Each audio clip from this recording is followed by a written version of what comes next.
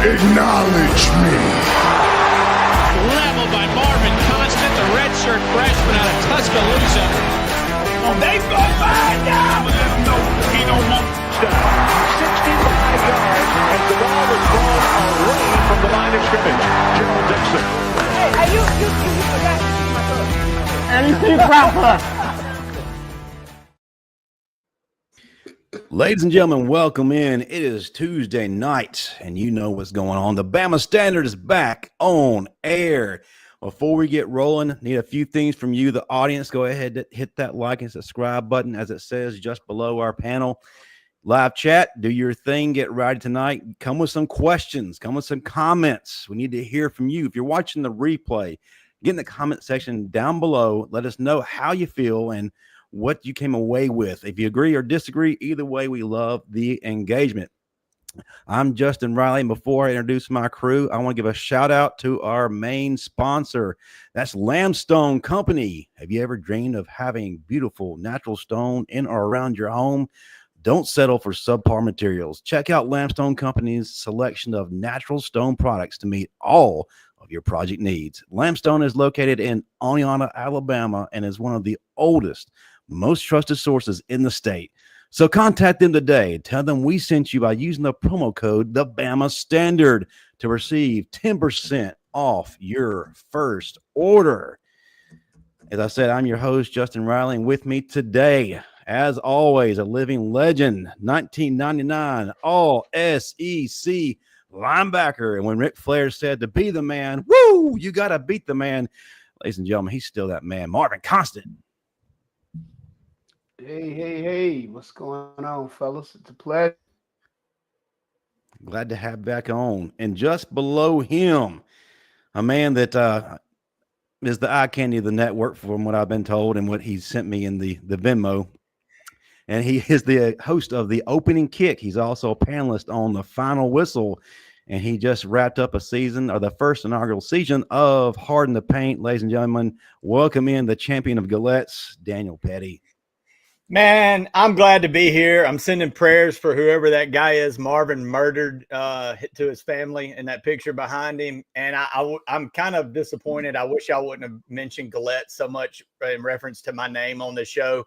They have since contacted me and let me know that I still have a bar tab from 1999 that I need to clear out. So thanks, guys. Appreciate it. The living legend. But listen, we got another legend here, and he was just on our network maybe 2 days ago. Well, he had such a great time, he decided to hop on another show. He's one of the leading analysts when it comes to Alabama football.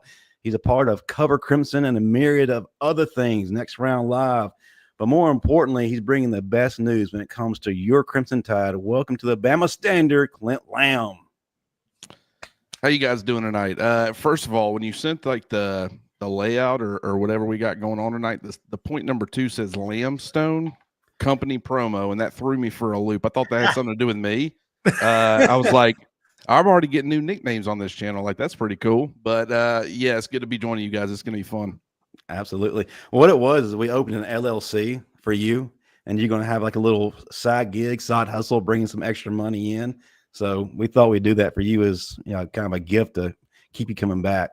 Some incentive. Well, that's a good way to do it. Start me a company. If you can get those dollars flowing, man, I'll be here all day, every day. And tax breaks. Don't forget that. Good point. Very good point. Yeah. Yeah, I didn't even think about that, Clint. You may be kin to my fam, man. I don't know. Hey, there aren't too many lambs out there, so no, that's not a common last name. It is not very biblical. I will plead the fifth.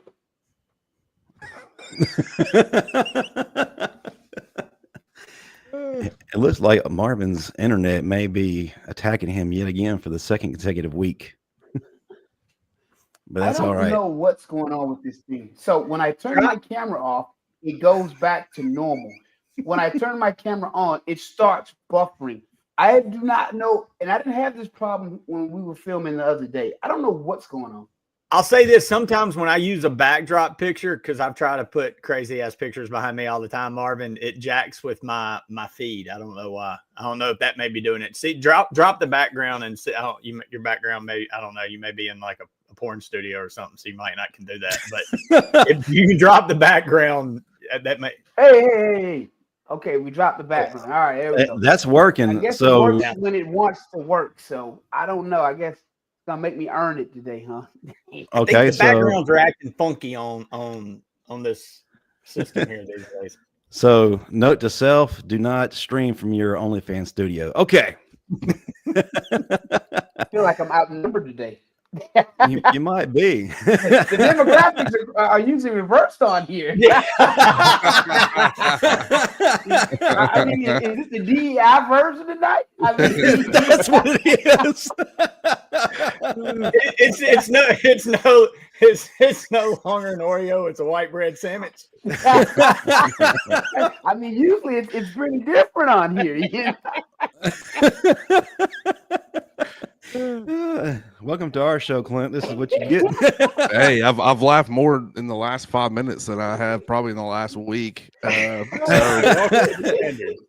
Is that stress related because of how busy you are? Or is it more so that you're just not entertained? No, it's my brother got married last week, and so I'm trying to balance, spring football and everything else that's going on. And I don't know, you feel like you miss 5 minutes of something and 20 things either breaks or storylines start developing or whatever. And so it's just been playing a lot of catch up the last week. But hold on. Your brother got married last week?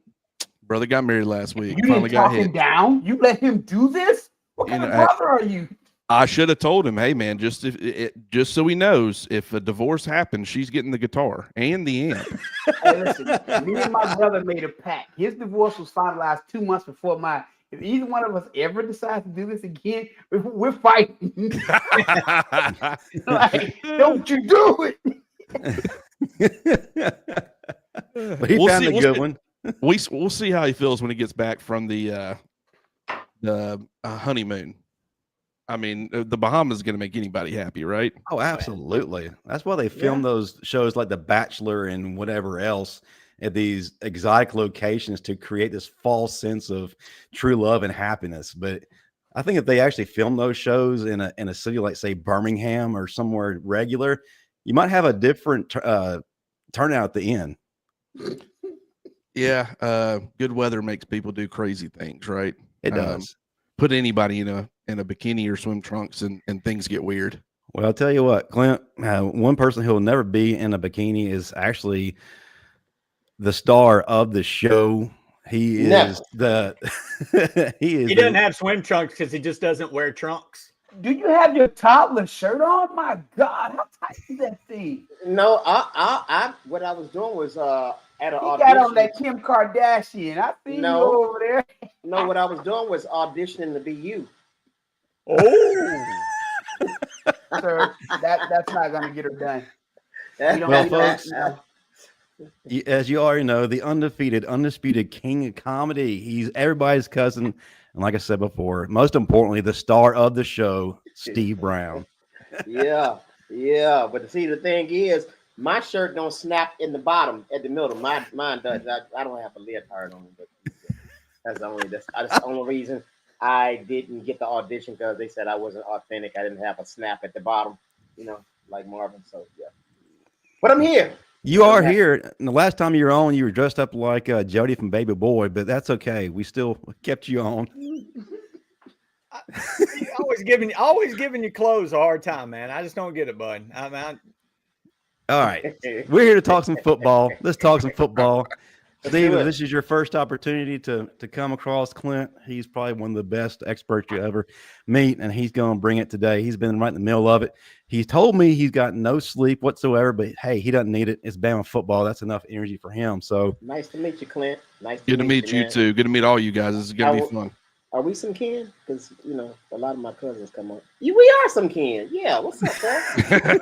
Man, and I knew the red beard gave you away. Yeah, that's right. Yeah, hey, that's it, man. I can't run from the red beard, man. I feel like I feel like that's what I've kind of become known as. There's been a couple of times I've tried to sneak places I shouldn't, as far as like on the sidelines and stuff, and the beard always is what gets me caught. It's okay, man. How's the family, man? How's the family? Oh, they're doing wonderful. Living the dream, right? Hey man, mama miss you, man. You need to go by and see her. Mama miss Yeah, you. yeah, yeah. We'll Hey, get Clint. lunch soon. There Hey, it is. Clint. Hey, Clint. If you were a pirate, what would your name be? If I was what? A pirate, what would your name be? You gonna give me some time to think Redbeard. about that. Welcome. Now we got dad jokes. We do. Yeah, that's I awful. mean, that's That's I awful. guarantee Steve, you, Don't The don't question- add that. Don't write that one down. No, the questions we have for you are probably not on your bingo card. So no, yeah. That's a. I mean, That was an awful joke. What was the movie with Johnny Depp, the pirate, when they had black? No, Pirates of the Caribbean. Let's get to football. To add more credibility, we have another panelist who just popped in. He is a 2002 All SEC DB. He was a part of Bills Mafia as a player, as a scout. He also helped coach some Division I schools and was the first GM of college football. Oh, Now he's with us. He's never afraid to speak his mind. Ladies and gentlemen, the Smoke Dixon. hey man, you know what? Myself. Clap Smoke for came myself. on just to argue with my man here. He came on to argue with him. That's what he did. That's why he No, showed up. Clint, listen, He bro. came to argue with Clint. You look like you just fresh from a kid and play video shoot with that jacket on. What I say, man? You ate? He like a breakdancer. Go ahead, man. Smoke Dixon just got here from a Belle Biv DeVoe concert. Poison. Just a big button to smile. Holding the towel up is not going to cover up that jacket. Hey, Marvin, I'm gonna I'm tell you. Go ahead. You say what you got to say. I'm done. You have never in your 45 years been complimented on anything that you've ever put on. Yeah, he's wearing a leotard right now. Yeah, you Yeah. can't. Marvin, you don't have zero style. It's either you wear a black T-shirt or white T-shirt, blue jeans or dark blue jeans. You can't dress. So I'm Hey. never gonna take it. Whatever you say in terms of dressing, come on, bro. You can't put nothing together Hey, other hey, than my, a workout program. hey, my man, welcome to the Bama Standard. Yeah. Hard hitting football topics all day, all the time. Yeah. Let's Man. get it. Let's get to it then. Yes, to get to it, I'm going to start us out on a very good topic. We've talked about it before, but Clint, you've been right in the middle of it. So I'm anxious to hear what you've been able to soak in over there. We talked a few episodes about moving on from the identity known as Lank. So in your opinion, why is it important that this team moves on from that? And from what you observed, what is this new team's identity? well, that's a deep question right out the gate. You had to make up for all those silly questions. Now so we that's get what it was. serious. Yeah, now we that's get serious. that's interesting. We're about to drill you. No Hey, Diddy. hold on. You do all the drilling yourself, homeboy. I'm gonna ask questions. I ain't in the drilling no other guy. So go ahead. You know, I guess it's like anything else with, you know, you change coaching staffs. You know, you kind of want to bring in your own thing or make it your own thing. That was a Terry and Arnold, Jalen Milroe mantra, I guess you'd say. And I mean, granted, I mean, everybody bought into it. Definitely for the NIL era, it certainly fit. But, you know, just with it being Kalen DeBoer's second year, you know, what's the offensive identity, or excuse me, what's the identity of the team? I don't know. I feel like it's more of Kalen DeBoer's team. You know, I feel like, you know, as far as personnel, as far as, you know, who he's going to have at quarterback, the style of offensive lineman, even though I still think there's some carryover there. You know, it's still an adjustment period, but I feel like he's a lot better equipped. But I mean, I guess I would leave that up to the players. I mean, I don't know what their identity is going to be. I would love to hear y'all's take on it. Okay. Well, you know what? At practice today, Marvin, they broke down the end of practice saying be sci-fi. So we can throw Lank away. Like you said, I think that was more of a Jalen Milroe and Terry and Arnold. And they did a pretty good job of marketing themselves, and they made some good money off of it. And I'm never going to not know young person's hustle. And I think they did a good job of it. but they're trying to find their way because, like I said, my 2 shows ago, you really have 3 teams. You have the Nick Saban holdovers. Mm-hmm. You have the Kalen DeBoer guys that are kind of in the mix that he brought some from Washington, Mm-hmm. that he signed in that class before or just got let on with that class. And then you got this 25 group that is talented as hell. Mm-hmm. This group reminds me like of the 99 group, my class, 2009 group, and the group with Najee, Tua, and was that the Leatherwood crew, that crew. Okay. Of just guys that are coming in. And I told Courtney Morgan today that it felt like when we came in, we didn't know exactly how good we were. And we just played. And it's like the old snake that just bit a young snake that just bites you and just give you all the venom at once and don't nothing else and just keep biting. This group, this 25 group, they're just out there playing. So the identity is going to get formed. I just don't think you can do that in spring. You have to give fall ball and a few games into the season to truly find who they are as a team. They have to have some type of adversity, overcome it, for them to find out who they really are. Okay. But pleasantly surprised from what I saw. With what you saw today, Smoke, Yeah. Lamb, here's what I'm asking you both. What do you see from this group that is going to be the biggest area of improvement between that front seven? For that front seven. That's a great question. Well, Marvin, I'm gonna go ahead and jump on it first. It's tough for me to go in one day and come away of just saying this is who they are. And I haven't seen like from practice 1 all the way through. It'd be asinine of me. I didn't watch enough film. I didn't study them enough. If they had a great day today, you walk in and say, "Oh my God, it's awesome." If offense got after defensive, but you said the defensive stuff. So, but what I saw was good energy, good teaching, good understanding, good spirit, and you felt like they were trying to get that dominance back and trying to find their way of saying, "Okay, this is our standard of playing football." And I think they're finding that. And it's early in the season as well. It's spring ball. This is second spring. We never wanted to ask what Nick Saban's true identity was of his team, his second year in. So I think you should still give Coach DeBoer that same grace, even though that Nick left something. Nick didn't leave something great. He left something okay, and he's trying to build on that and make it good. Clint? Yeah, I would say, granted, I think Smoke probably saw a lot more practice than I did. I mean, anything that we see, it's always, watered down warm-ups. But I would agree with the energy. I would agree with, one thing about, Nick Saban's Alabama teams, anytime you were able to see them in person, and I mean, obviously there's been some carryover, but a lot of the new guys continue to they look the part. I mean, you look at a lot of these positions and stuff, and they're still trying to figure some things out, but you talk about me like the interior line, defensive line depth. It's like we're hearing good things about Jeremiah Beaman. We're hearing good things about Edric Hill.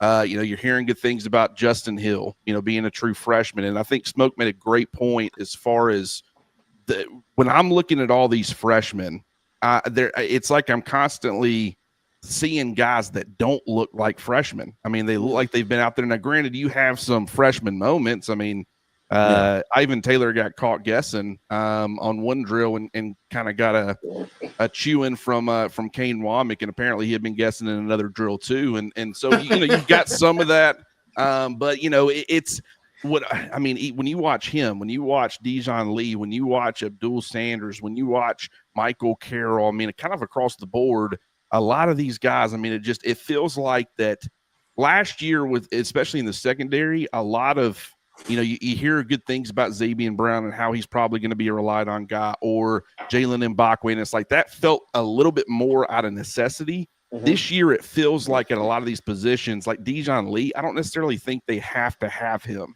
right? I just think he's performing at that kind of level where he's kind of forcing his way onto the field. I think they're getting that with several of these freshmen, and I think that really bodes well for this coaching staff and kind of establishing themselves as the type to not only be able to recruit the talent, but be able to get it in and actually develop the talent too. I would agree 100% with that statement of just saying like Dijon Lee. He don't look. I've never seen anything like this. What do you I mean? have not seen any corner that is 6'3" and move the way that he does. Most of the time, Steve, when you have a 6'3" guy, they're more leggy. And when they move around, they're kind of awkward in tight spaces. But the way that he's built more with a longer torso, shorter legs. So he moves like a 5'11", 5'10", 6-foot guy. But his wingspan and his length is a 6'3" shooting guard. So there's plays that you see him make in practice, and you're like, he shouldn't get to that, but he's getting there. There's times that you see him in Rico Scott's hip or Latier Brooks's hips, and you're like, a 6'3" guy shouldn't be that sticky in coverage, and he truly is. I've never seen a guy that tall being able to cover the way that he does. Never seen it a day in my life. I'm not saying he's the next coming of Dion, but I've never seen a 6'3" guy move like he does at the cornerback position and be able to be sticky in coverage. Is he a threat? Is he a threat on anything in terms of a 5-yard out route to take it to the house? You saying he has that type of? I'm okay. So you're talking about the ability to catch the ball and score. That's not what I'm saying. I'm talking about the break on the ball though. That I understand what you're saying in that hip pocket. You own him, but when it's a different when you have that ability to break. Hear me out. His transition, same way I'm saying, his transition. I'll make it clear with you. His ability to transition from plant to start to go to break in front of the ball for a 6'3" guy. I've never seen a 6'3" guy do this with burst, anticipation, and acceleration to get that ball. Usually 6'3" guys with longer legs will stall out, pause, hitch, then go, then their length to take over. No, he's plant step drive in front. If it's T-step, whatever step you want to, transition is clean. Not leggy, no stall, from what I've saw. On film in high school, but I needed to see that with my own 2 eyes. And I saw that today. And I walked away being very impressed. And it's hard to impress him. It is. Before Pettey goes, we got to bring into the stage the illustrious Stephen M. Smith. He's running late, so we're going to find him $20. But he is here nonetheless. I got you covered. Well, it wasn't my fault. Marvin, not now, Marv. You don't got no time. You don't got no time. Let the man go. All right, Pettey. Pettey, you are up, sir. What you got for Clint? Smoke since he was there. I have a hard time getting too excited about spring practices, especially in this newer era where coaches are going to water down. You're not going to know anything about depth charts because they're so worried about portal and keeping guys happy. And they're just trying to get looks on guys more than anything. I think we're going to see a lot of guys get shelved. But from what I'm hearing out of Smoke, what I'm hearing from guys like you is there is a legit youth movement with this class that might make a real push. Can we really, and I take spring with a grain of salt, but it sounds like we can expect a big youth infusion on this team again this season, and that might be the new identity, like Smoke's talking about, where a class comes in and it's no longer Washington guys that came with DeBoer and Saban guys, and it's now just Alabama guys. And can we really expect that much of a youth movement next year? Pettey, you remember when we talked about on the opening kick Mondays at 7 p.m. Central Time, 8 Eastern Time, one of the greatest shows on the Bama Standard Network? Yeah, you go with the plugs. We talked about the youth movement 3 weeks ago, and we talked about that 98 class not being as good as the 99 class. Yes, I remember that conversation specifically. So Marvin ain't happy with that. But you are 100% correct. And I think when you do have a new coaching staff and it's year two is truly your first recruiting class that you've signed, that you've handpicked from the portal to high school. So yes, these are the guys that you're going to pour a little bit more into because that's who you really wanted. The other guys just got dumped on you. You had to take them and you had to use what you have. They're using their guys the way that they want to. And it's looking good. And Ivan Taylor, listen, apple trees produce apples. His daddy was like that. He going to be like that. He going to do a whole lot of guessing. But he do a really lot of good guessing because he made some tremendous plays today. And when you play DB, sometimes, you got to guess. And if you guess wrong, but most of the time, you just got to guess right. But that comes with having a high football IQ. A lot of times And when you see certain 100%. cues, hey, this is highly likely what's about to happen. So I'm about to take this shot. And he got a pick today that I did not think he's going to come down with, Mook. But he guessed right. And most likely, like you said, sometimes it's not guessing. It's calculated guessing. Which is you see those certain cues, and it's either one or two things going to happen, but more than likely it's a higher percentage that the one thing you think is going to happen. So you take that guess, and usually it works out. He don't look like a freshman. He looked like he's been here before. And again, most of the time when your father played 10 plus years in NFL, some of that comes with it. He has a good knowledge of the game. And he probably been watching film since he was in diapers. So Clint, if you would touch on Pettey's question. Yeah, well, I mean, I agree. But what I like about this team, at least at a lot of the spots, like you start thinking about like defensive back, the youth and the fact that they've got guys who you think, okay, they're going to step on campus pretty much from day one and contribute, some more than others. But I mean, they got multiple guys there. They also have, the veterans that they have on this roster, the Damani Jacksons, Xavier Brown's now got, kind of he's that in between right now where he's got a year of starting experience, but he's still, he's still growing and developing himself. Keon Sabbs played a lot of football. Bray Hubbard at this point still growing, but I mean, he's kind of turned into one of those guys where he just looks like he's been doing it for years, despite the fact that he didn't do it in high school.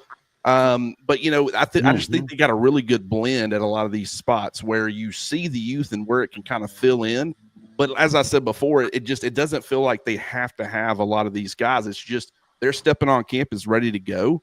Great evaluation. I mean, I think that's something that maybe, the last few years with Alabama, maybe the evaluations weren't where they needed to be. Or maybe it was, a lack of development. I think maybe with some positions, I mean, like I was talking about the other night, I mean, I think when you recruit the wide receiver position as well as they did the last few years and the fact that, none of them really panned out the way you expected them to, at a certain point, you got to start saying maybe it's not the evaluations, maybe it's the development. But I do think there were some misses in there, and that was to be expected with the COVID year and, lack of film and all those things. We knew that was going to throw kind of a hiccup in it for a while, but I just really like the balance at a lot of these positions where you feel like you've got a good, at least multiple good veteran guys on the squad, but you also got this youth movement that's coming along.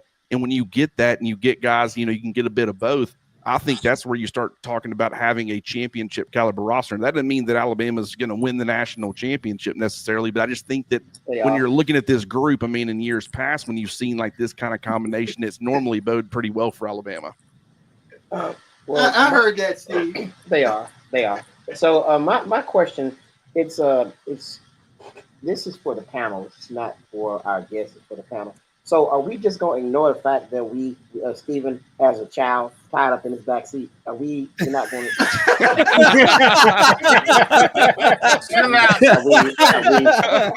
Are we not? I'm riding in the car with my family, Steve. Oh, okay. I ain't know, man. That's what I would also tell the police. Yeah, you didn't clarify that when you came on. I was just, I'm riding in the car with my family, man. Little girl, blink if you're in trouble. I know, right? She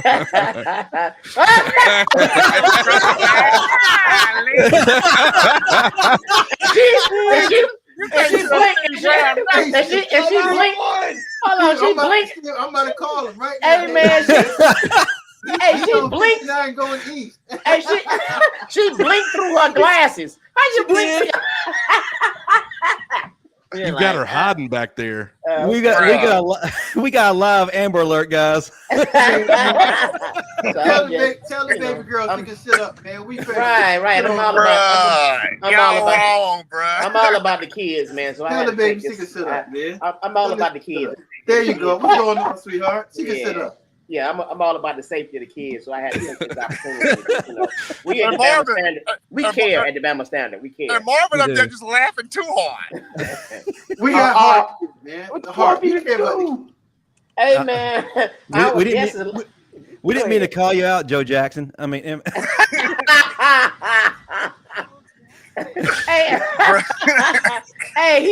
guess it's like, what have I gotten myself into? With I know, right? No, this is I don't see how this could have gone any better if I'm speaking candidly. Yeah. All right, back to it. The child is safe. We're good. Let's go. What was your question, Steve? Well, we got derailed. Hey, that was it, man. I'm pretty much listening and learning, man. But I just couldn't, help to see what I saw.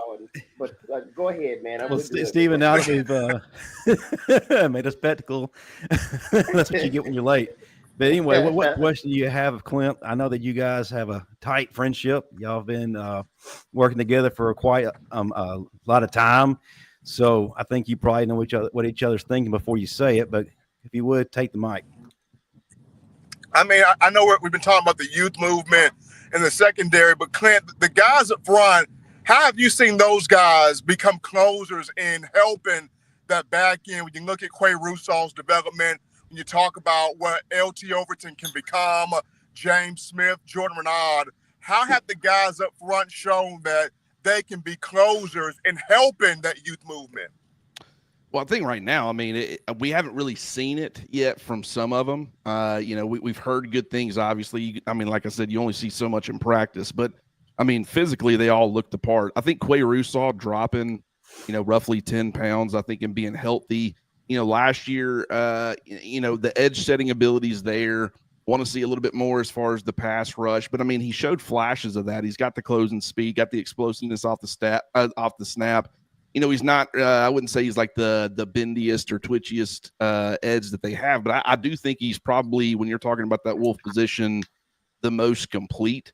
I think he's going to play a massive role in Alabama's defense in 2025. But you start talking about, okay, where does like Jamarian Latham fit in, right? I mean, because a guy who was playing bandit, now he's playing Wolf, and surprisingly good mover. I mean, I was looking at him earlier and just there's no wasted movement when watching him go through drills, and that's that's a seasoned vet's what that is. I mean, that's a guy that's been around and done it for a while, but I think he compensates for the fact that maybe he doesn't have some of the athletic gifts that some of the other edge guys do, but I think that he is a very important piece to Alabama's defense. You start talking about, you like the guys at the top with Tim Keenan and James Smith on the interior. And then, like I said, you're hearing great things about Jeremiah Beeman and the growth and development that he's having. You're hearing great things about Edric Hill and what he could potentially provide. I would probably say Alabama needs 5 interior defensive linemen. They might go to the transfer portal to add some more depth there. I don't know what they'll end up doing, but just you have to feel good about where that position is currently at based off of what they lost last year. And just the fact that, I mean, obviously James Smith is wearing a black no-contact jersey, so he's limited this spring. But you like the top there, and then you like some of the depth that they're building. Still have some work to do on that front. But I think the main thing looking last year, I think offensively they probably need to do a better job of winning on early downs. And then defensively, at least against some opponents, they need to do a better job of winning on early downs and putting the opposing offense in more unfavorable situations. If they can do that, I think, you talk about this opportunistic style of defense, the vision-oriented defense. They got playmakers all over the place who can take advantage. But, I do think they probably need to step up as far as, Caden Womack's defense has never been one to generate an elite pass rush. But I do think you could probably see some areas based off of just the pure talent that he's got where they can really take a step forward in that regard. But I think that the first 2 levels of the defense really can complement what the back half's doing. But I would like to see it before I say that that's going to be a definitive thing in this season. Yeah, I got one. Go ahead. I got one final thought, Clint. So when you look at the offensive line, a lot of people have had their thought about Caden Proctor. Everybody's had their thought about it. Has the footwork gotten better? People look at his weight. It doesn't matter what his size is. He's going to be a big dude. But when you watch Caden Proctor this spring, where has he grown at in your mind? And then more importantly, at that right tackle and at that left guard position, who is starting to emerge to you? Well, I mean, I've seen Caden Proctor standing around a lot. There you go. In the black. Yeah, but I mean, I will say, I'm so sick of this. James Smith and Caden Proctor both. I mean, despite the fact they were in the black no contact jerseys, I mean, they were doing some stuff that they're trying out there. It's not like they're just standing around doing absolutely nothing, but they're limited. But Caden Proctor, I feel like he gets unfairly criticized because, I mean, it felt like Alabama's tackle play, a lot of their issues were on the right side. When you talk about the numbers from his freshman season compared to his sophomore season, the jump is incredible. I mean, the number of pressures, the number of sacks, it's a fraction of what it was. So, I mean, I feel like he was actually playing pretty good football. Could he be better? Absolutely. But, I mean, he was also, now he's a 2-year starter. I will feel like he's only going to continue to get better. And we got to remember that he wasn't even on campus last spring to continue to kind of get that development. So the fact that he got back on campus, and then when you're expecting him to get out on the field for week 1, then he gets a shoulder injury and he's out for a couple of weeks. So it's like he's had a lot of issues, some self-inflicted, others not, that's kind of hindered his development. But I still think he has developed and made tremendous strides compared to where he was as a freshman. I think he's going to be one of the better left tackles in the SEC, to be honest with you. Well, nobody said, you didn't say anything about my guy Taco Tuesday, Formby. Now he's been doing his thing, and I think on the right side, that was the weakest side to me. It wasn't because of Formby; it was because of the guy that got up out of here. To me, because Taco Tuesday been holding it down. I know he had a couple of glitches against was UCF, but he didn't recognize the blitz. They were sending everybody, but. He's held up pretty good on that right side. So you got to. What are you seeing in Taco Tuesday? Yeah, I've heard great things about him. I mean, free tacos for everybody. Do we get a taco with every pancake? You know what? I Steve, like that, Steve. Here's what I would say about what we're doing right now is in society in terms of judging college football players.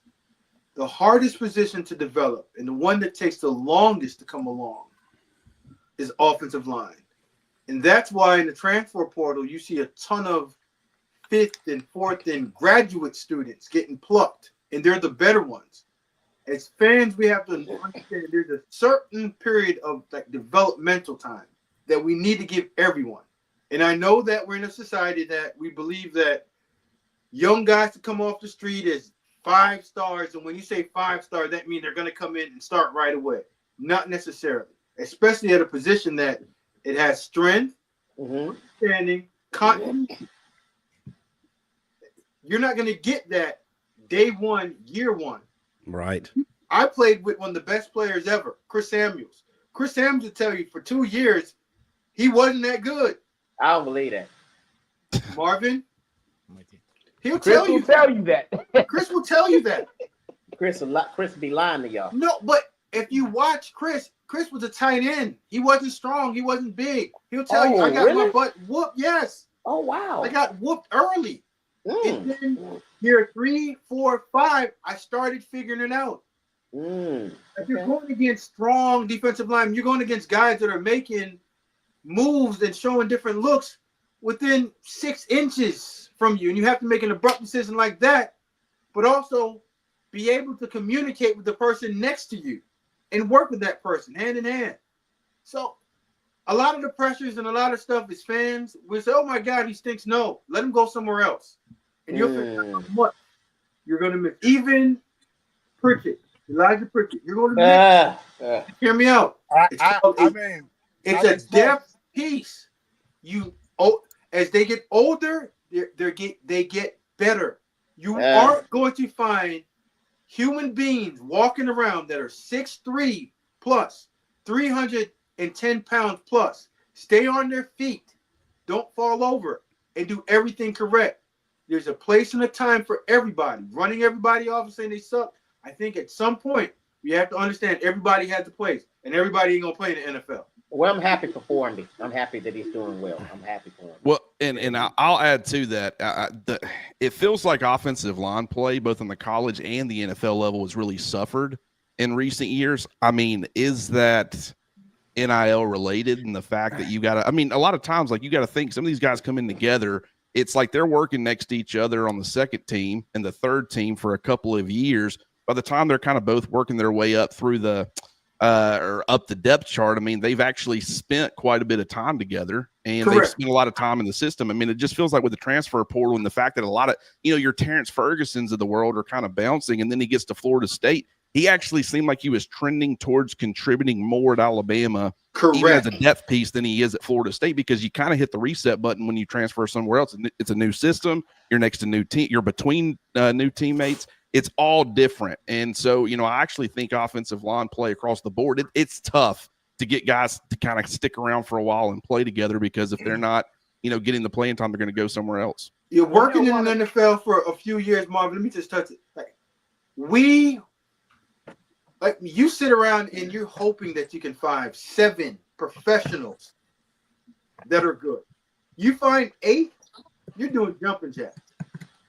You find a guy that can play tackle and guard and just be okay. You be like, we'll keep him around just because he can play both positions. Is he good? Nah, but he can get in the way. That's where you're at. Go ahead. One of the things a lot of people don't take into consideration when they look at offensive linemen coming from high school to college, the amount of core strength that it takes to play offensive line. And these guys do not work on their core in high school, because you have to have a certain. You're talking about a guy like a Cornelius Griffin or Michael Park, one of these strong guys who's got a push pull, and you have to have the core strength to be able to kick, shuffle, slide, and push back. A lot of these guys don't have that until they grow some more, get some years in the program, and develop their strength. And until they get that core strength, it doesn't matter. Well, then they push guys around. I mean, on the high school level, It's like you don't ever need to develop that. You're going to push the 150-pound defensive lineman around and not need it. And so, you're 100% right, and that's a big reason why. Well, and another thing that people are overlooking is the advent of the 7-on-7 being such a big deal, and everything's on skill position. So all summer you're working skill position. Then you get back with the football team, and these offensive linemen are now playing a football game that's advanced since the 90s when teams just played together, and they're asked to do stuff they're not supposed to do at a higher speed. So no, they're not developing like the skill positions are all summer. I know there's lineman camps out there, but it's not like there is with the 7-on-7 market that's out there. So they're not getting the skill training that the skill positions are like the offensive linemen. So, and that goes back to Formby. That they were writing this kid off, 50 snaps into his college career? Yeah. No, that's insane. That was so unfair. That's a great point, too, Pettey. Watch the rest of the season, though. I mean, I wouldn't say he was perfect, but he was – shockingly, he got better as he got live snaps. So amazing thing that it's in this microwave society as this development has gotten. It's like, a development's not a thing anymore. Well, it is. I like it, and Formby's gotten better, and the other guy got gone. So I'm good. All right, we got another round. Everybody. That's it. We got another round of questions, but before I do that, I gotta give some love for another sponsor. Listen. The football season never truly ends, definitely not for Alabama fans. And this is A-Day week. We got the game or something similar this coming Saturday. But what better way to support your Crimson Tide than to have your very own title towel? Go to www.whitwillsports.com today. Enter the promo code STANDARD. Get a nice discount courtesy of your favorite Alabama network, the Bama Standard Network. That's right, folks. Get your title towel today. And if you're upset, you can hide like smoke underneath the towel wearing the Jamaica bobsled team outfit. Marvin, where's your towel? Listen, we should take him out of the promos, man. Where's your towel, Marvin? He lost it. Y'all don't want to know. He probably cut it up and wearing it. Well, Stephen was embarrassed hitting out his, and then the police got near, so he's gone. That's why I tried to create a diversion while he was leaving. All right. So how we're going to do it is I'm going to lead off, and then we're going to go with Steve, Marvin, Pettey, and then Smoke. Clint and Smoke, since you were there today, I got to hear from both of you. We've had a lot of talk about the quarterback situation, rightfully so. It's the sexiest topic right now. But one thing we haven't really talked a whole lot about is our running backs. Our fans are very excited about Richard Young. We've heard a lot recently about Daniel Hill, about how he's going to be a problem. But also remember that Jam Miller is still there. He came back for a reason. So Clint and Smoke, what can you tell us about that running back room, and why haven't we heard a lot during the spring? Start us out, Clint, and then Smoke, if you'll follow up. I mean, oh shit! When somebody starts a conversation like, what? Hey, lay it on us, man. Lay it on us.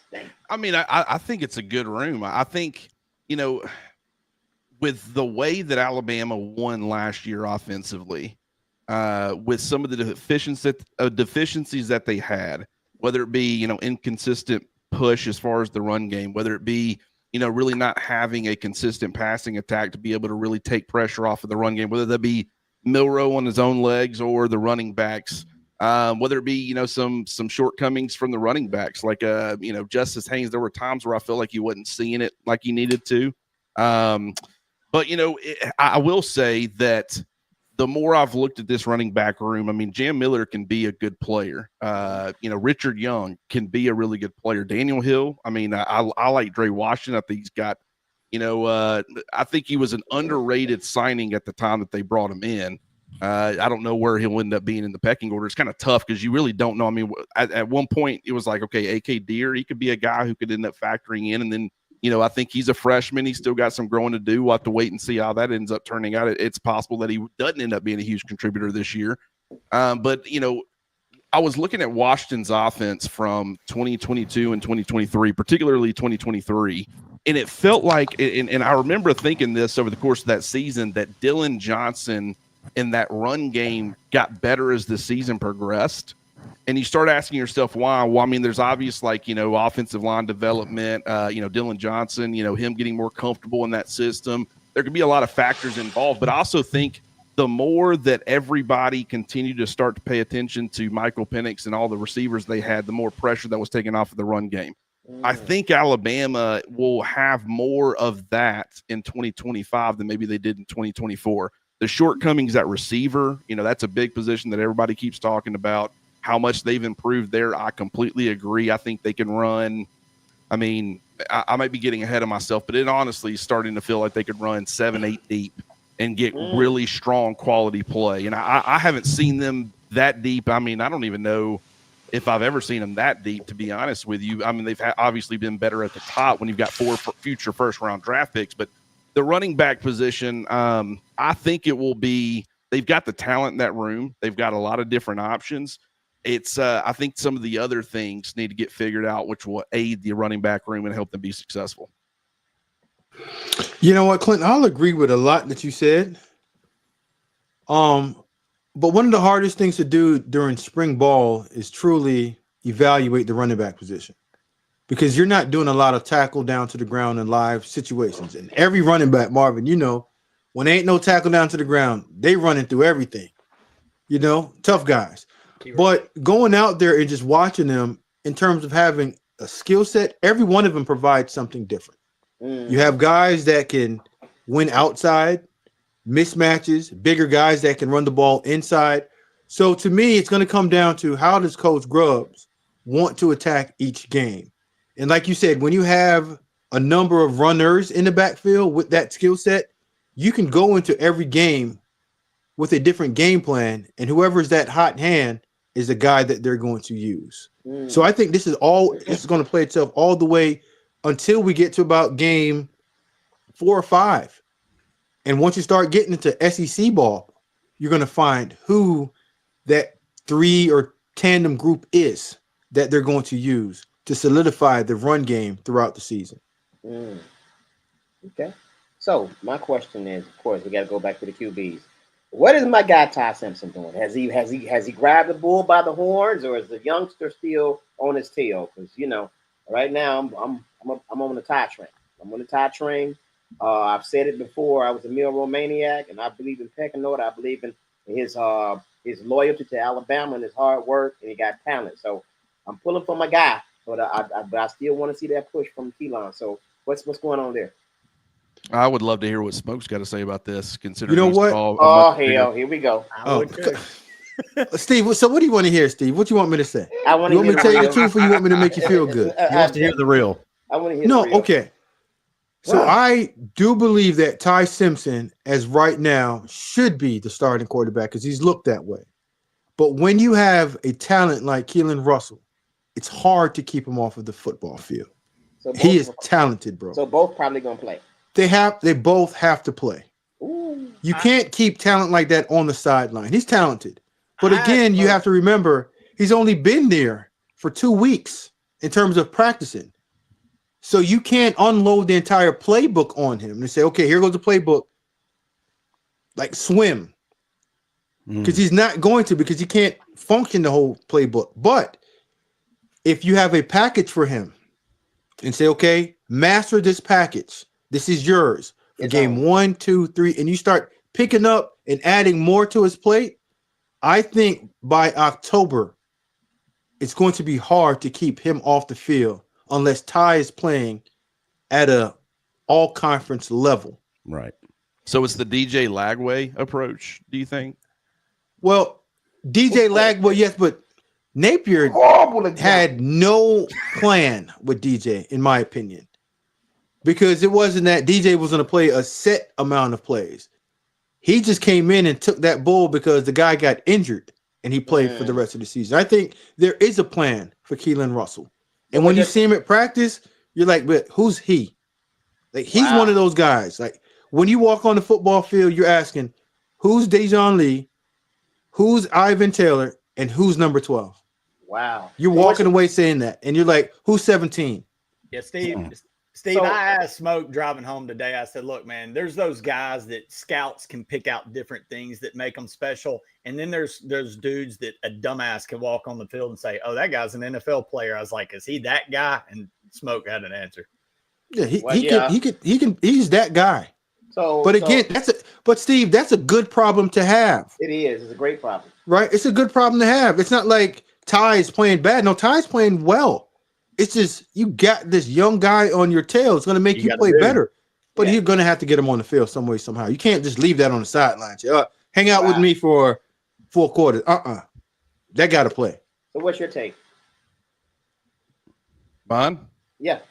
Well, one thing I remember the Jalen Hurts Tua Tagovailoa quarterback battle. It felt like I remember Jalen had a really good touchdown interception ratio, but it felt like at times he was playing a little bit timid and scared, which was just, it did not really feel like not only the Jalen that you kind of see today, but even the Jalen that you had seen the year before. It seems like he was playing to not lose that job at times to Tua, even though it was pretty clear and evident to everybody that at that point in time, Tua was, just on a different level as far as being able to throw the football. I would hope that Ty doesn't take that approach, to any degree. And he's not. I don't think he had, knowing him from high school and knowing his competitive nature, you're not going to get that. He's not playing to lose a job. Right. I think they're both competing to win the job. But when you're truly that talented in Russell, like I said, it's hard to keep that off of your football team.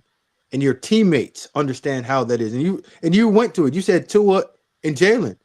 Everyone in that building knew at some point, I don't care how well Jalen played, and he was Offensive Player of the Year in the SEC. You knew at practice that the ball wasn't touching the ground, and the receivers wanted Tua to play.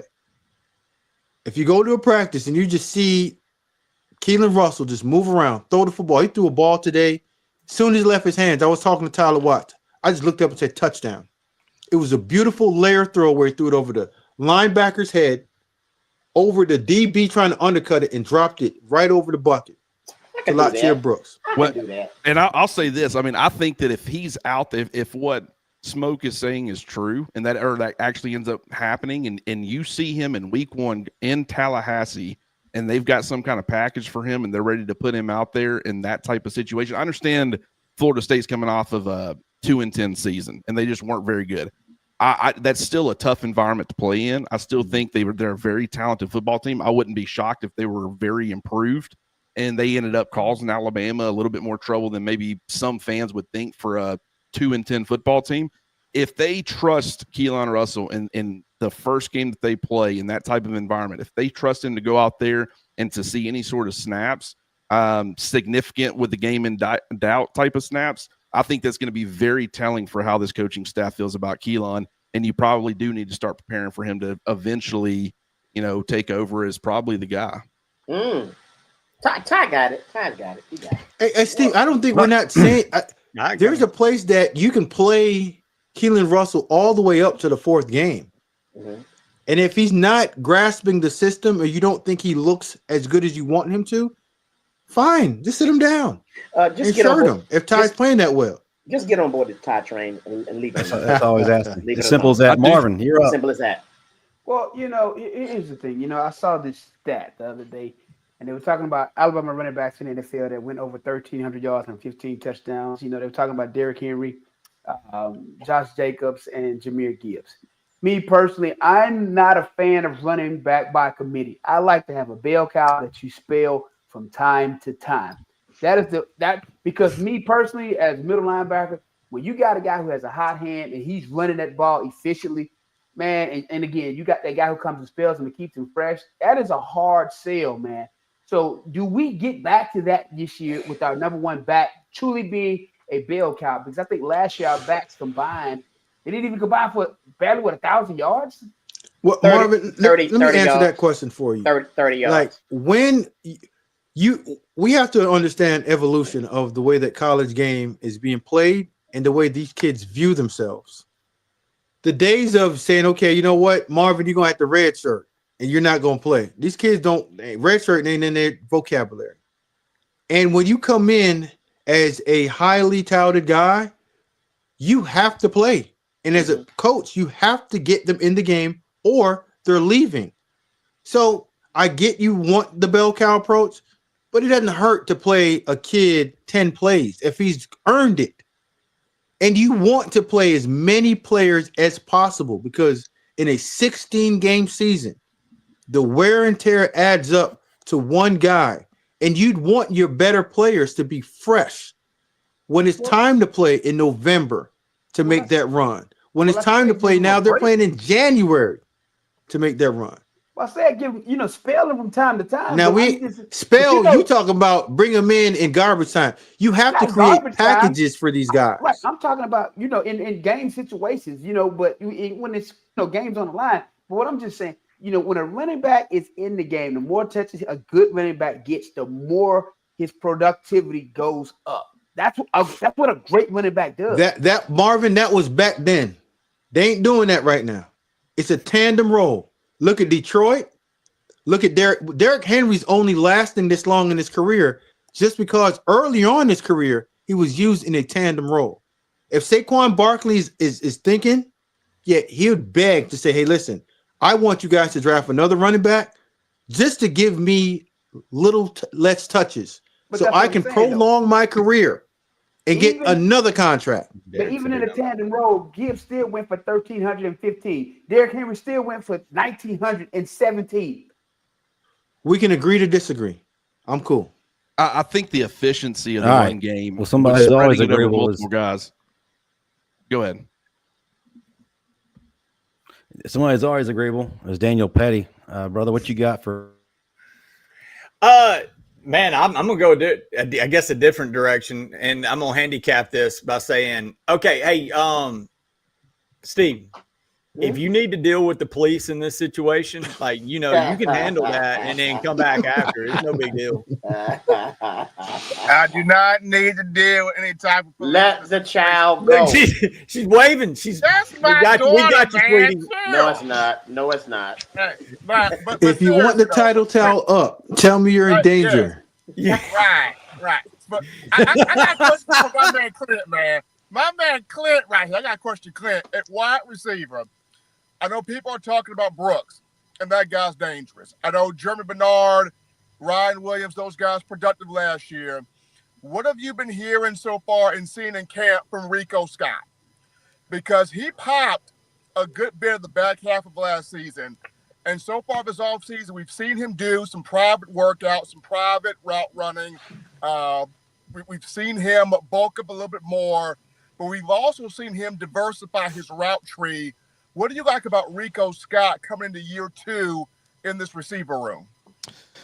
Well, first of all, we did hear from, I don't remember who the player was. Oh, I think it was Malachi Moore at Alabama's Pro Day. He brought up Rico Scott as a guy who has been making strides. It was interesting because I would think I was bragging on, obviously, Latsier Brooks was doing some good things. I talked about Cole Adams.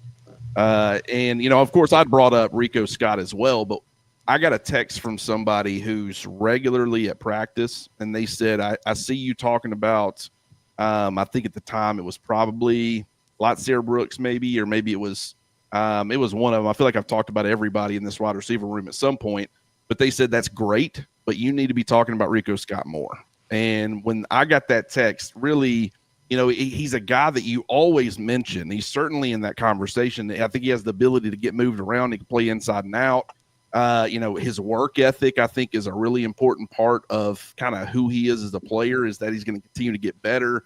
But I kind of wondered, okay, anytime you start asking the question or you start saying, okay, Latsier Brooks, this is the guy who deserves to be on the field as a first-year player or as a true freshman. It's like, okay, at whose expense? That's the question that I always ask myself when it comes to these guys. And you're going to get as many of these players on the field as you can. I mean, in a transfer portal era, this idea that you're going to have a 5 or 6 man wide receiver rotation is just not going to happen. Everybody, or at least the smart teams or programs, are trying to expand that as much as possible. The good part about it is that Alabama can run that deep and actually still get effective play out of guys.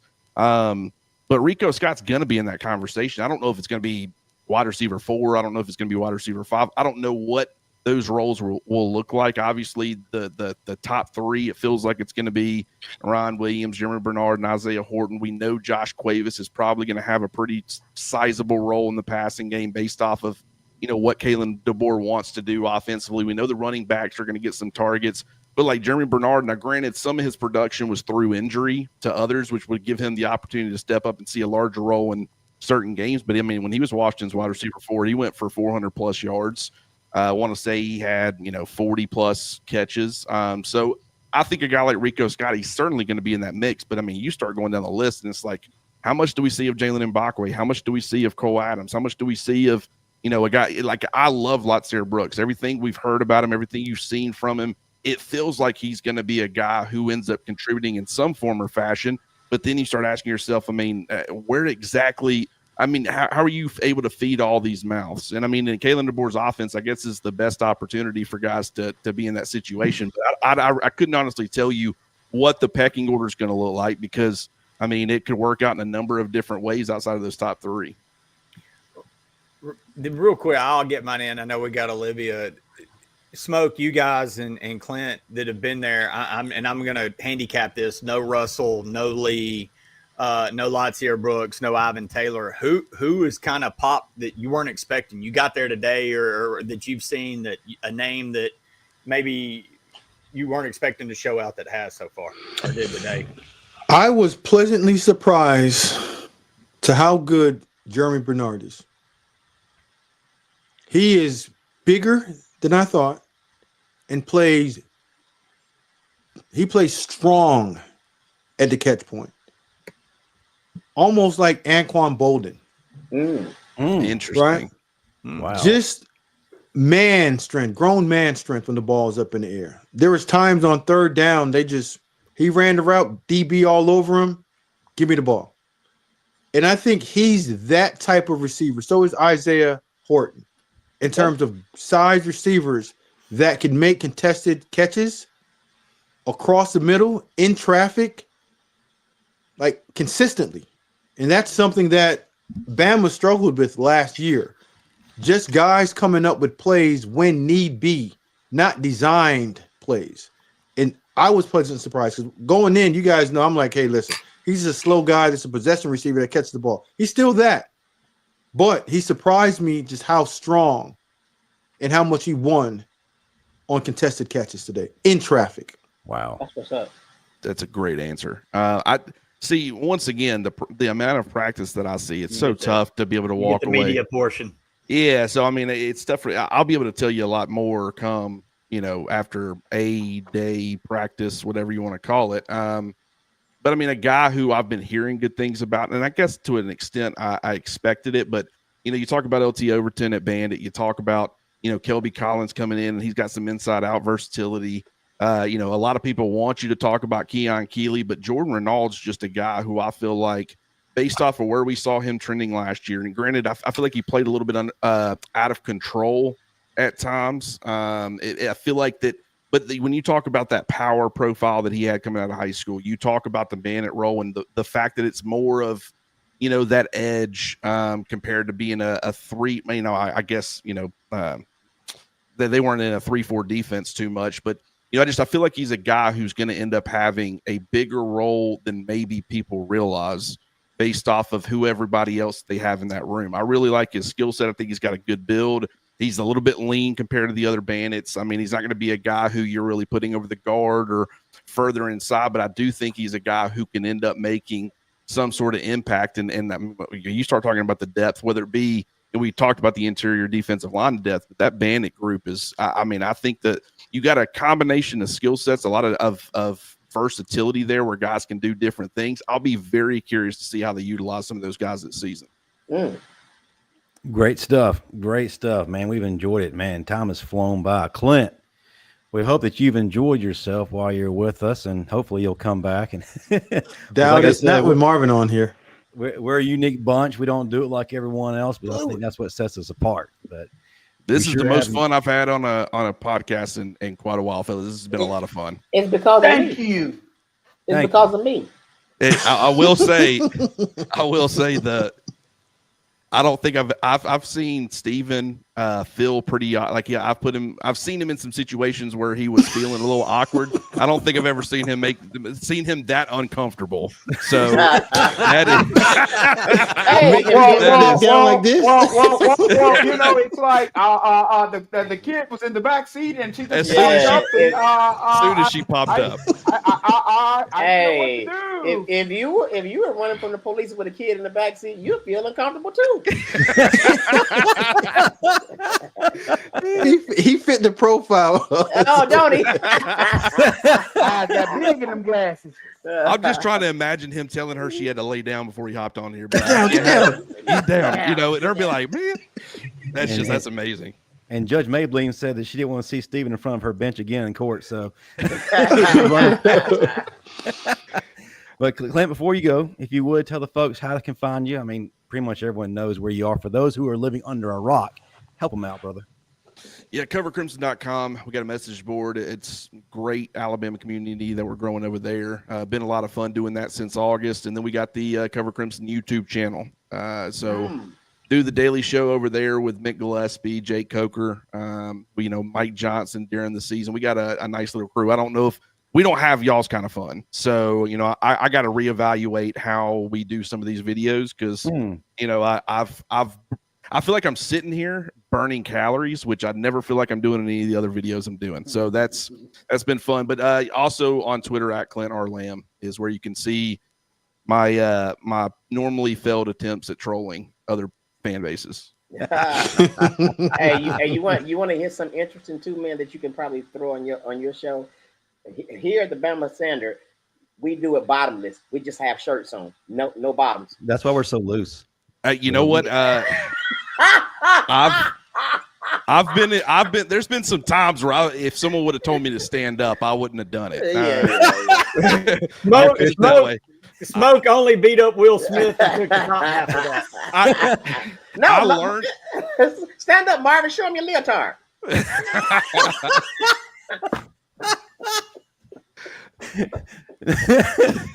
His leotard says juicy on the back, Steve.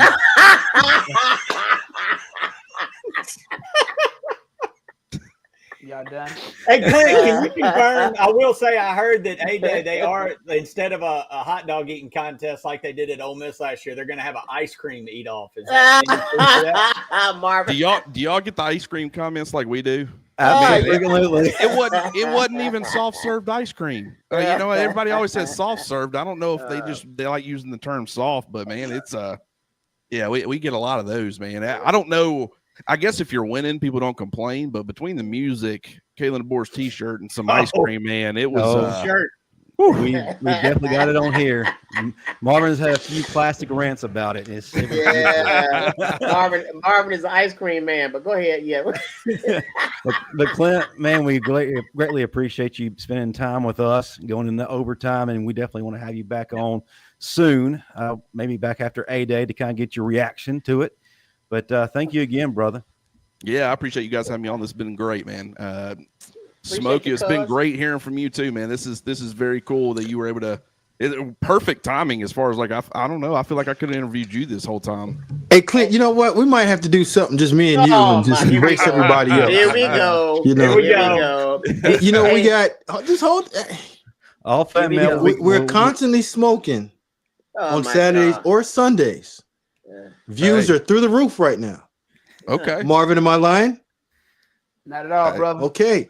Pettey, we're opening every kick on Mondays. We do have the opening kick on Mondays, Clint. You know? And on Tuesdays, we moonlight with some comedian on the Bama Standard where we're just slumming. Oh my God. You know? All fan mail. No pants. All fan mail can go to Smoke. I'm an independent contractor, Dixon, at thebannerstandard.com. Hey man, we're gonna see you at the lowercase A-Day game. Yeah. the TMU A-Day game. But yeah, thank you again, Clint. Absolutely, Roll Tide, guys. brother. Good talking to you guys. Tide, brother. Roll Tide. Michael, my head's not getting bigger, dude. Stop it. All right. Now she must love us because she has put up with us and has waited a long time for us. We have the Queen of Bama Nation and the Bama Standard, the lady who truly loves and takes care of us, the one, the only, the director of the Paul W. Bryant Museum, Miss Olivia Arnold. What is going on? Hello, gentlemen, except for Steve. Olivia, I want to say this. The Bama shirt that you gave me, the long sleeve shirt, they teased me about it. They said it wasn't authentic and it was fake and it came up Timo and everything. They teased me and I said, y'all are going to get in trouble. So I'll get into that in a little bit, but I'm going to talk to Reggie about it this weekend. All right, let's do it. But not for you, for me, because you just apparently forgot I existed. Oh my goodness! Oh, wait, wow! Wow! Wait a Back minute! me up on this though. Wait, Did the shades back in the day not change from year to year? Like they would go to a darker crimson one year, and then the next year it would be a brighter shade. Am I crazy dreaming that I believe you are crazy? No, Okay, because well, even the in the Alexander official- year, y'all's jersey shades changed. The official Alabama color is Pantone 201. Ooh. But different vendors and merchants have variants of the shade. Yeah, let me say this backstory real quick. I'm in trouble because I was promoting the Bama Standard and I forgot to put the Queen of the Bama Standard in the promo that she was going to be on tonight, and I'm kind of in the doghouse. So that's what that's about. Not only that, we need to talk about something. Olivia, where are we on getting all of your items returned back to the Bryant Museum from Steve I'll be Brown? damned. I mean, we had a little bit of a leak in the lobby this week, so I'm not sure that Steve hadn't taken my roof.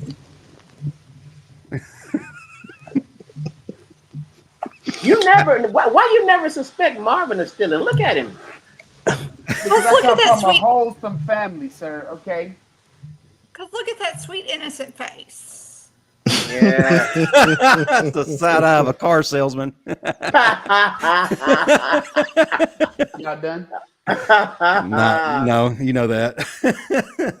Listen, y'all been picking on Marvin so much, and I feel like I need to come on here and defend him. Nobody likes Marvin. They're always doing that.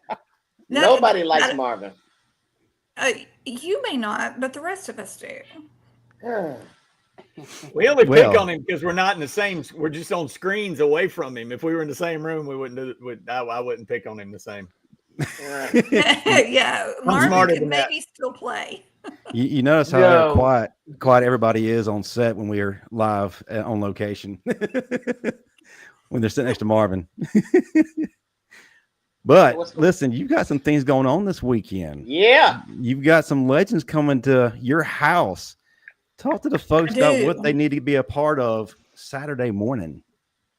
Yeah, so the museum's going to be open from 8 a.m. to 4 p.m. for A-Day. And we're doing it. We're doing a signing this year. It's a little bit earlier than normal because the game's a little bit earlier than normal. And we're bringing in 11 former players that have been requested by fans, donors, staff, recommended by other players. And I'm going to tell you who they are in alphabetical order because I don't play favorites. And so we're just going to do it the fair way. Okay. It's going to be, hold on. I may have to put on my glasses because I'm getting a little mature. Glasses are for young people. Yeah. You look amazing. Look at you buttering up for a free shirt. He's been on the Bama. Yeah. So Ryan Anderson, Jolston Fowler, Wallace Gilberry, Marquise Mays, gentlemen that smoke and Marvin can probably tell you a little bit about. Brandon Myree, he was in the class of 1999, the best class in Bama football history, and has not been back to campus since 2001. Reggie Ragland, Trent Richardson, Bo Scarborough, Alphonse Taylor, DeAndrew White, and Jarek Williams. And they're going to be signing autographs from 9 to 10 at the museum. The first autograph item is free, and after that, it's $20 an item. Oh, okay. That sounds amazing. Well, I got to ask, help the fans out, especially if there's anyone new coming in, just based on your personal experience being in the middle of everything. Give me your top places for Bama fans to eat on game day, or a day in this case. For breakfast, I like Will Hagen's. I like Ramajamas. For lunch, and I'm trying to think of places that are kind of close to campus. For lunch, Nuke's is fantastic. Yeah. And then there's a lot of places on the Strip, on University Boulevard, just past the stadium, that have some really good food. But be prepared to wait a little bit for a table because a day is always pretty big for us. And folks who can't necessarily go to a regular season game are going to come to campus and they want to get the full experience. And so they're going to be at a lot of the local restaurants. So maybe pack you up a snack, some crackers, some grapes, raisins, and be prepared to wait a little bit. But come to the museum before you go and get in line. Okay. Wow. Fair enough. Miss Olivia, I want to tell you something too. Listen, I've been working out, been looking good. You know how I got like this now? Because I got rid of Marvin's book. So listen. Listen, Marvin's not even here to defend himself anymore. That opens up a door for me. Yes. I'm so Marvin's book does not work. Yeah. By the time I ended chapter 3, I had love handles. So listen. Yes. Listen, I'm doing physical therapy right now. And it is no joke. No work through osmosis. The workout book that adds weight. Yeah, in the wrong places. I had man boobs and everything after I finished chapter 2. So Read makes me hungry. I wouldn't take my clothes off for nothing. I was fully clothed in the shower after chapter 5. So we appreciate that. Oh, Pettey threw in a great place for Alabama fans, especially those who are wanting to get into the spirit of things. The best breakfast is a place where Bear Bryant used to eat, the Waysider. Get there early, because if you don't get there early enough, you might miss the autograph signing at 9 a.m. to 10 a.m.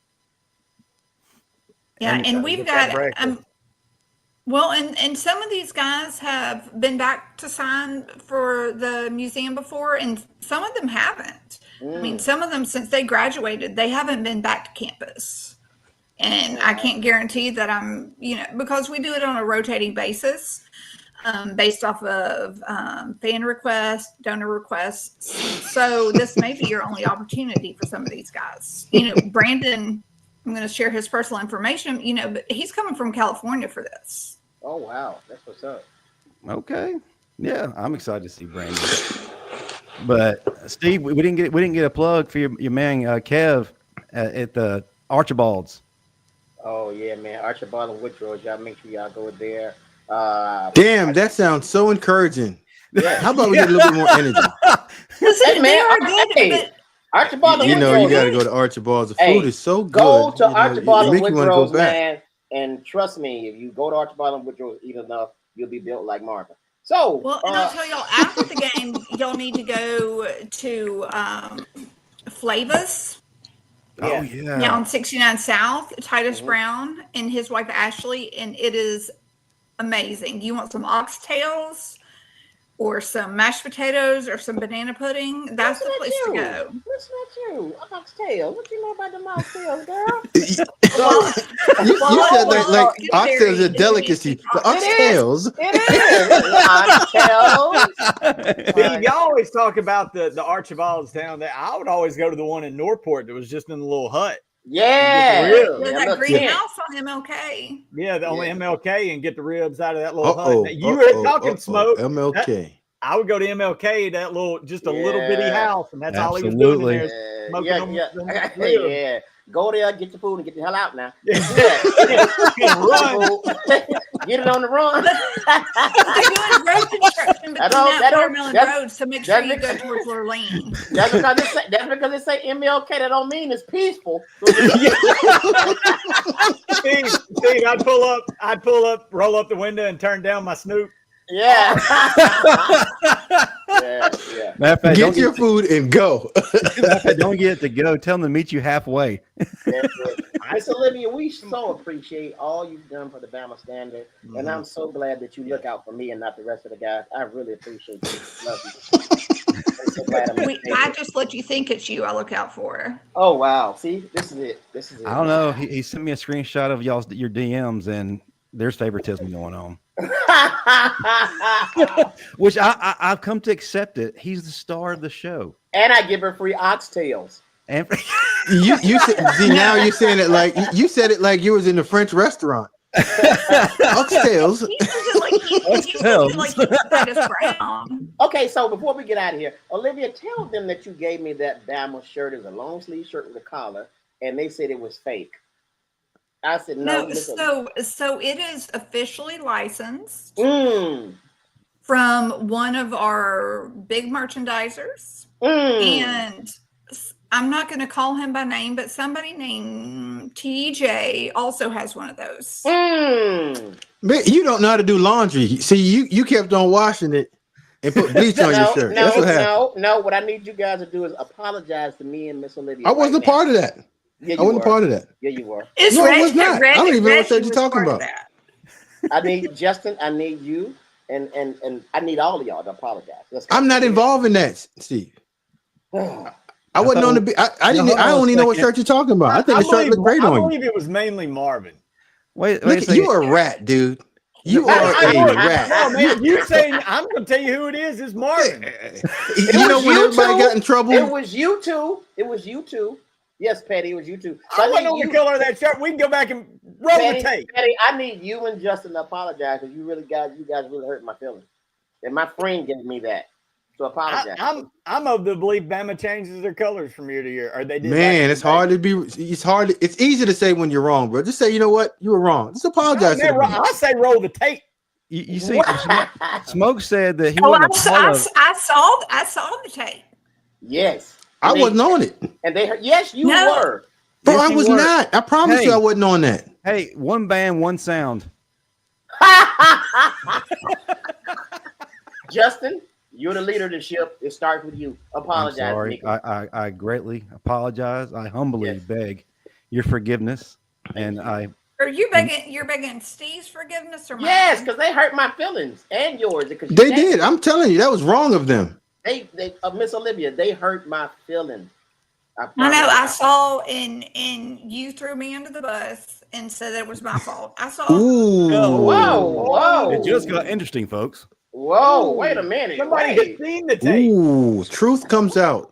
They were picking on you, and you said, "Well, this is from Miss Olivia." Right. And you know what? I said that, and thinking that they would stop because of the respect and love they have for you. But you guys are rats. Stronger, especially with Justin. You were using me for protection. She was a shield. That's all. Shots fired. Of Hold on 1 second. I'll text Marvin and tell him he was doing it. I'll pull him back on here. I'll say it in front of his Yeah, face. listen, I'm telling. I've caught you guys red-handed. All you guys are spineless animals, bro. No spine. Zero. Birds of a feather, right? So listen, I've got a spine because I lived in Rose Towers in the early 2000s, and Smoke will tell you. I mean, that's trial by fire. That's when Smoke was on Cool Runnings the first time. Listen, here's the thing. You're just upset because I have a one-off, okay, Under Armour sweatshirt provided by Mr. Kevin Plank himself. Ooh, how about that? Wait a minute. I'm an Under Armour guy. I ain't a Nike guy like y'all. I'm sorry. Wait a minute. Yes, I'm sorry. I got it. He said you was on Cool Runnings. Bama's got a bobsled team, don't you? That's cool. You know what? The smoking analyst. Oh my God! That's why I know all of y'all said that about Steve, and I didn't, because all y'all do is pylon. Oh, he got it! Ha ha ha! Pettey. I'll admit, I'm normally one to pile on. I'm a hell of a pile owner. I, for some reason, didn't pile on that night because I was debating in my head. I think Bama changes the shade of their. No. What I need you to do is go ahead and apologize so we get in the show. I'm sorry, Steve, for all them sorry asses that were getting on Miss Olivia. And Miss Olivia. There you go. Yeah, thank you. I feel much better. Now the earth shall rotate now. We're good. It stopped for a second because Steve didn't get his apology. Smoke, where the rest of them? Where's the rest of who? The rest of who? The bobsled team. When did Where's Chunk Candy? Now they got you. See? Okay. I'm just gonna sit back and let you guys get y'all giggles in. All right. Go ahead, laugh away. Smoke, I'm sorry. No, it's good. I like to be the joke every time. You know, you guys pick on somebody. It's okay. I'm just gonna drink my water. Usually me. Real quick before I ask Olivia questions. Smoke, there is a super chat directed towards Constantly Smoking from Don Parker. 2 questions. Did Big Worm pull up at practice? No. Had to ask the question from last week, if you recall. You can save it for Constantly Smoking, RTR. You know what? I'm gonna save it for Constantly Smoking. We should have gotten to that, Justin, but that's on me. That we forgot. See that? That's called ownership, accountability, maturity. I'll get you right, Don. Don't worry about the rest of those guys. They're spineless. And in case you're wondering, you can get a jacket just like Smokes from the Dikembe Mutombo collection. There it is. Under Armour collection. You one off. Smoke, You've never seen it before. When you don't lie, you got an Uber today and there was dice in the mirror and it said fresh on the plate. I'm all Under Armoured out. Look. Did the license plate say fresh? Thought, man, forget to go home to Nashville. Under Armour. We must protect this house. Hey, man, these white folks killing you. It's all right, Smoke. I got you like I got Marvin. It's all right. Ooh, Jesus, help me. Jokes don't bother me, Steve. You did it to you know what? Steve roasted me. Where were we at? Hold on. The jokes don't bother you? Let me try harder. Let me No, we were on this was like my sophomore year on campus. We had you do a show. Which one was it? I forgot, but I remember. You got after me. It was funny. I like that one too. Did he really? Oh yeah. It was in was it a Bama amphitheater? Yeah, let's not bring up the past. I'm ashamed of my past. I'm ashamed of my past. Let's not bring it up. He also went in on Charlie Pepper too.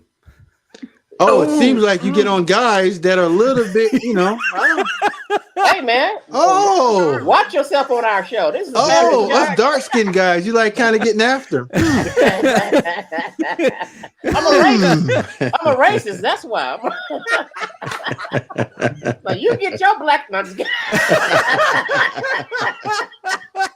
hey man, end the show. We're going too far. Before I end the show, I'm gonna give Olivia the last question. What do you expect, or what do you want to see? Don Parker, members only jacket. These guys are because the rest of them are talking. Okay, what do I want? What do you expect from this A-Day, or where do you want what takeaway do you want to come away with? I mean, that's kind of a hard question because it's a different format this year. Yeah. And and I have a feeling that that's going to be what the format is going forward. And I say that with no insider knowledge just based off of what a lot of the other universities are doing. I think there's plus sides to that. I think there's negative sides to that. I think that the format that we're doing kind of helps protect us from other universities getting a good thorough look at our players and their abilities. Quit shaking your finger at me, Smoke. Ooh. But that's a lie.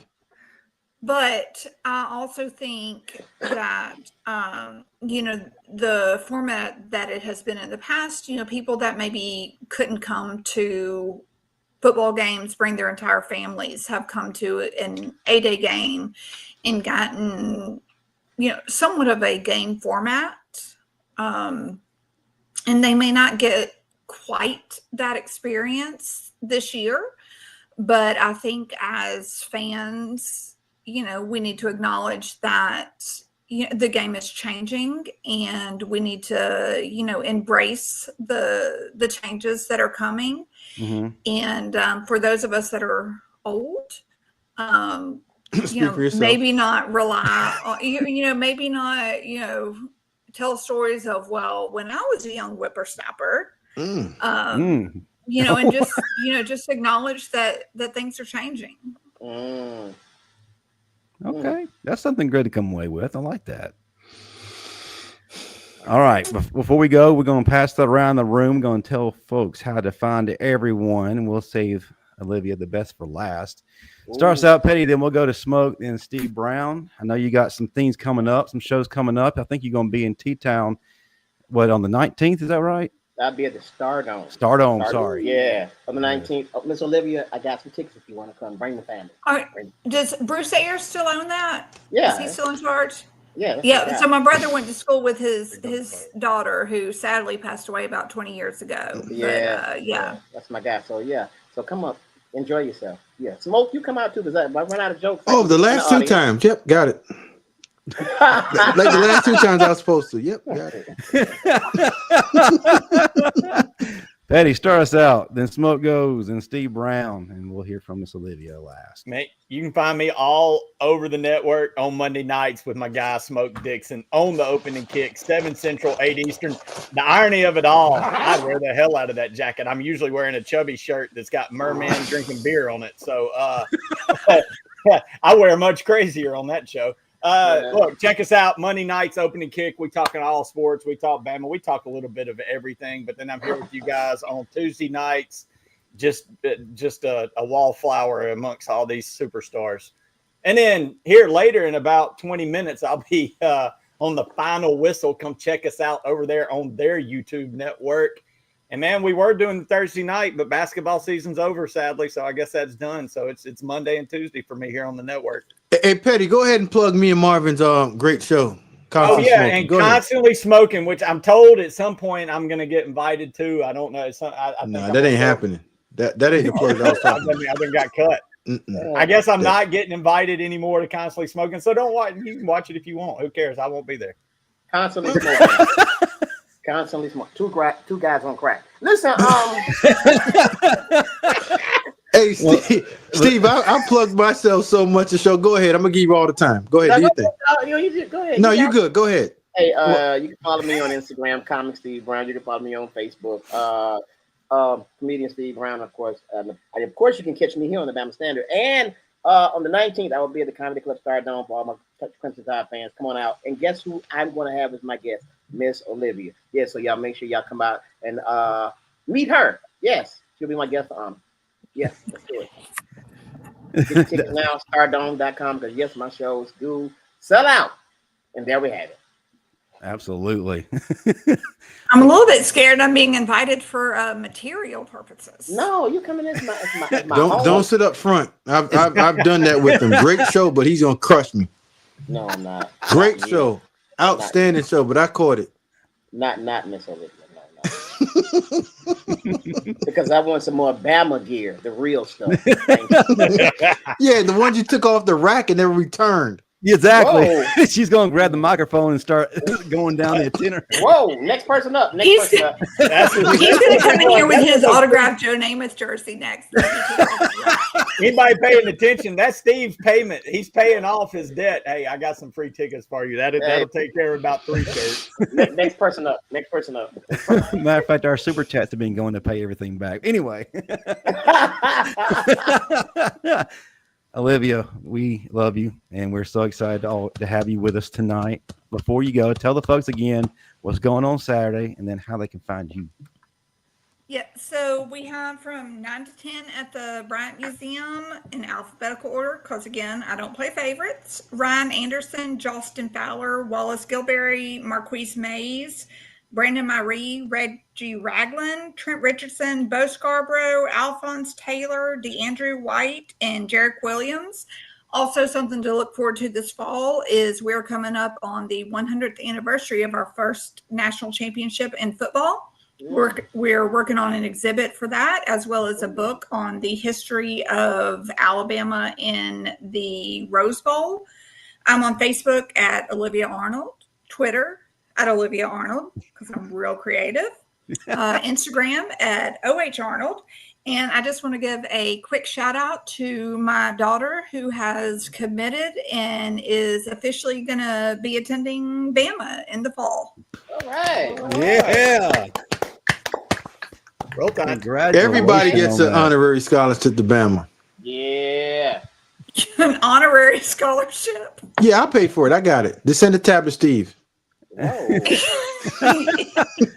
Olivia, Michael says, I'll pray for you, Miss Olivia, at his comedy show.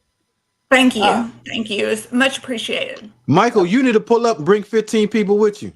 Exactly. And I'm proud of your daughter, Miss Olivia. But yes. I can't be outdone. My daughter is going to ITT Tech. She's 37.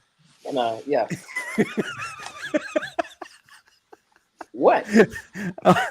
In the show, Justin. See how y'all do. All right. On that note, that'll do it for all of us. Check us out on A Day, and then check us out on this channel.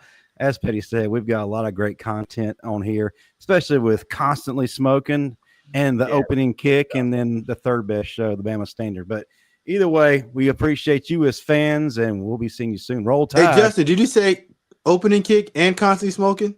I did. Okay, say that 2 more times and we'll be good. No. Go by the Bryant Museum. That is a must. Go by there. It is a must. Trust me, you will love it. You will love it. Especially when you get free shirts. In the show. But the public doesn't. The public doesn't. Let's make Steve does. In the damn show. They're going to say Steve Brown sent us, and she's going to give him a bill. in the damn show. All right, that's it for us. Roll Tide, everybody. Roll Tide. Roll Tide.